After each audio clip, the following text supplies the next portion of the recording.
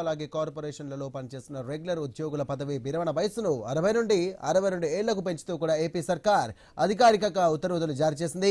ఇక ఈ నిర్ణయం 2022 జనవరి 1 నుండి అమల్లోకి వస్తోంది.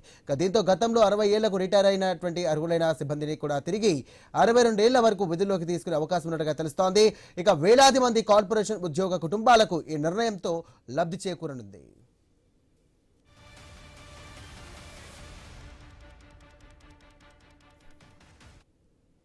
రైట్, ఏపీ హౌసింగ్ కార్పొరేషన్ తో పాటు ప్రభుత్వ రంగ సంస్థలు అలాగే కార్పొరేషన్లలో పనిచేస్తున్న రెగ్యులర్ ఉద్యోగుల పదవి విరమణ వయసును 60 నుండి 62 ఏళ్లకు పెంచుతూ ఏపీ సర్కార్ అధికారికంగా ఉత్తర్వులు జారీ చేసింది.